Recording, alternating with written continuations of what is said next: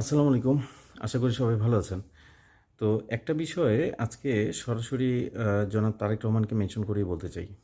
সেটা হচ্ছে যে আমরা যারা ২৪-এ যেই গণ আন্দোলনটা যেটা হয়েছে, বিপ্লব বলি, গণ আন্দোলন বা গণ অভ্যুত্থান যেই ভাষাতেই বলেন না কেন, এই আন্দোলনটাতে আমরা যারা সরাসরি অ্যাক্টিভ ছিলাম মাঠে, আমাদের ক্ষত কিন্তু এখনও শুকায় নাই।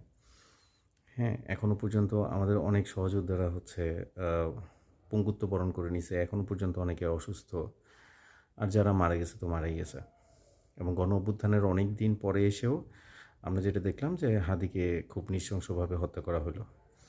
তো সে হত্যা তো করা হইলই, তার বিচারটাও কিন্তু এখনো পর্যন্ত হয় নাই। তো বিষয়টা হচ্ছে যেটা যে আমরা এই জেনারেশন বা আমাদের জুনিয়র যারা এখন যারা হচ্ছে কলেজ ইউনিভার্সিটিতে পড়ে, এরাও কিন্তু বাংলাদেশের প্রকৃত ইতিহাস এখন জানে, একদম খুব ভালো করেই জানে। কোনো রাজনৈতিক দল, কোনো বিশেষজ্ঞ, কোনো সুশীল এখন আর পারবে না এদেরকে হচ্ছে এদের মাথায় কাঁঠাল ভেঙে খেতে। হ্যাঁ, এরা প্রকৃত ইতিহাস সম্পর্কে খুব সচেতন। হ্যাঁ, তো এরা কিন্তু জানে যে আমাদের আসলে প্রকৃত শত্রুটা কে, বাংলাদেশের প্রকৃত শত্রুটা কে, বাংলাদেশের সার্বভৌমত্ব রক্ষায় সবচাইতে বড় বাধা কোন দেশটা, হ্যাঁ, বা কোন রাষ্ট্রটা আমাদের জন্য সবচাইতে বড় থ্রেট। এবং পতিত সরকারের আমলে সবচাইতে বেশি বাংলাদেশকে মিসইউজ করছে কারা, অ্যাবিউজ করছে কারা, এটা কিন্তু আমরা সবাই জানি। এবং এই ইয়াং জেনারেশন কিন্তু এটা সবাই জানে। তো আমরা যেটা দেখতে পাচ্ছি সেটা হচ্ছে আমার কাছে এটা আমার একটা আশঙ্কা।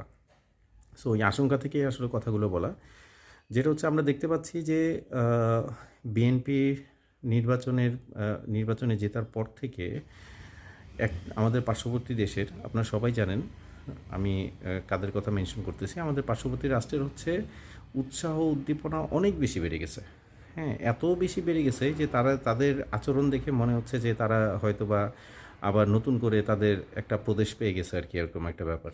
হ্যাঁ, তো অলরেডি হচ্ছে রাষ্ট্রীয়ভাবে তারা ইসের সাধুবাদ জানাইছে বা শুভেচ্ছা জানাইছে, এটা সবাই জানাইতেই পারে। এটা জানানোটা খুব স্বাভাবিক ব্যাপার, এটা জানাতেই পারে। বাট তাদের যে উৎসাহ, এবং অপোজিট সাইড থেকে আমি বিএনপির পক্ষ থেকে দেখছি যে বিএনপির পক্ষ থেকেও যেইভাবে হচ্ছে ব্যাপারগুলোকে কর্ডিয়ালি রিসিভ করা হচ্ছে বা দাওয়াত দেওয়ার যে প্ল্যানগুলো চলতেছে, এটাও হইতে পারে, এটা খুব স্বাভাবিকভাবেই হইতে পারে। আমি নেগেটিভলি আগেই চিন্তা করতে চাই না।